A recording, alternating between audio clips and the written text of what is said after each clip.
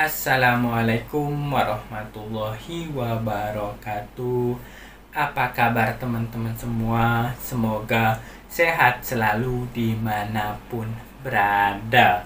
Selamat datang di konten saya Media Saputra 24. Nah, di konten kali ini saya akan membahas tentang fungsi dan pemilihan kerodong untuk burung murai batu. Nah, di sini fungsinya ini sendiri, teman-teman semua, kita harus mengetahui tujuan kita merawat burung murai batu. Nah, kalau misalkan tujuan kita ke rumah untuk bunyi-bunyian di rumah, yaitu tidak masalah, tidak dikerodong, tidak masalah. Tetapi kalau misalkan tujuan kita untuk ke lomba, untuk kegantangan, biasakan burung murai batunya ini dia dikerodong. Nah, fungsinya ini supaya membatasi teman-teman semua, dia berinteraksi dengan burung-burung lain, dengan area sekitar. Dan juga burung murai batunya ini supaya dia istirahat, dia tenang teman-teman semua kalau misalkan di dalam kerodong. Kalau misalkan kita ablak, terkadang burung murai batunya yang giras, burung murai batunya yang takut ini takut itu, nanti malah dia akan stres dan lain-lain. Makanya kerodong ini fungsinya untuk membatasi dan supaya burung murai batunya ini istirahat. Nah, tetapi teman-teman semua juga harus pahami, ada beberapa burung murai batu yang dia buat lomba ya, burung murai batunya buat lomba, tapi dia hariannya tidak dikerodong, ada juga, tetapi tidak banyak. Yang biasanya rata-rata burung murai batu dikerodong di rumah itu lebih bagus. Nah, ini fungsi kerodong. Nah, yang kedua adalah pemilihan kerodong burung murai batu.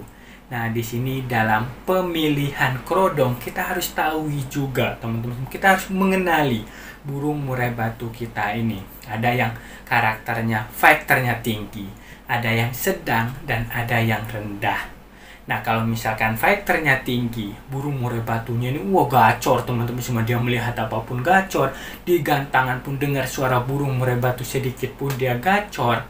Nah, di sini kalau misalkan menemukan burung murai batu yang fighternya tinggi, kita bisa gunakan kerodong yang gelap, yang seperti hitam, seperti ada warna biru dongker dan lain. Jadi yang warnanya itu agak gelap, supaya nanti dia tidak melihat di area sekitar dan juga dia tidak bocor. Jadi kadang-kadang ada teman-teman semua yang menggunakan dua kerodong karena burung murai batunya ini terlalu bocor, terlalu fighternya tinggi. Dia dengar suara murai sedikit dia nanti langsung nyaut. Nah, ini kita membatasinya dengan dua kerodong itu supaya dia meredam juga, supaya dia tenang, tidak melihat di area sekitar.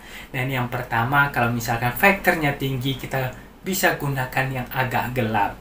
Nah, yang kedua, teman-teman semua, burung murai batunya fighternya sedang. Nah, fighternya sedang ini, teman-teman semua, lebih bagus kita gunakan kerodong yang agak terang, seperti merah, di dalamnya putih, biru laut, dan yang warna terang-terang, teman-teman semua. Kalau misalkan dia fighternya sedang ini sendiri, kalau misalkan kita berikan kerodong yang tebal, kerodong yang hitam, malah dia tidur, teman-teman semua, di dalam malah dia diem, dia tidak mau bunyi, dia tidak mau berinteraksi, dia naikin emosinya, tidak, karena dia full istirahat, karena gelap banget, dikira dia ini di malam hari. Makanya kalau misalkan fighter sedang ataupun fighter rendah, kita berikan kerodong yang terang, yang lebih tipis, teman-teman semua, supaya nanti dia ada interaksi dengan burung lain, dia dengar, dia bisa melihat gerak, misalkan ada di sekitar kita daun dan lain-lain. Nah, itu untuk supaya dia memancing emosinya dia. Dan di dalam kerodong juga dia tidak tidur, teman-teman semua. Kalau misalkan dia gelap full, dia pasti istirahat, dia pasti tidur, karena faktornya sedang ataupun rendah, dia tidak ada reaksi. Nah, kadang-kadang burung murai batu yang pastol, burung murai batu yang kurang emosi, dia digunakan kerodong yang gelap, nanti malah dia akan matung di gantangan, dia tidak mau berinteraksi, dia tidak mau bunyi, dan lain-lain. Makanya kalau misalkan burung murai batu yang sudah matung di gantangan, dia susah mengeluarkan emosi, berikanlah kerodong yang agak terang. Nah, kadang-kadang ada kerodong sekarang itu dia luarnya itu kan dikasih warna gambar murai batu, murai juara apa dan lain. Dan di dalamnya itu ada putih teman-teman, dilapisin putih. Nah itu terang teman-teman semua kalau misalkan kita beli custom yang seperti itu.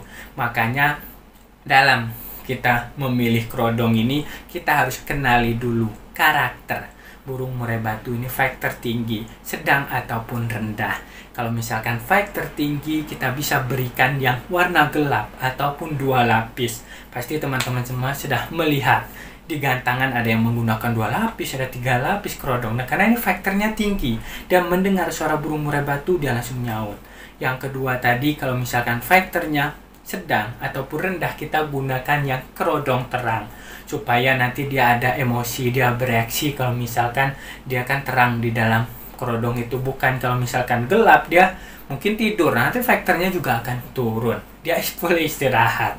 Nah oke teman-teman semua, mungkin itu aja pembahasan kita tentang fungsi dan pemilihan kerodong.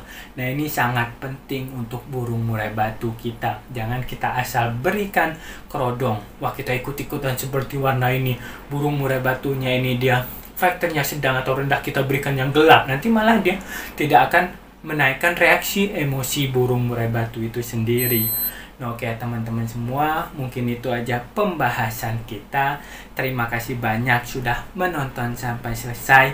Jika ada yang mau ditanyakan silahkan WhatsApp saya ataupun komen di dalam kolom komentar di bawah ini. Terima kasih banyak, salam sukses semua. Wassalamualaikum warahmatullahi wabarakatuh.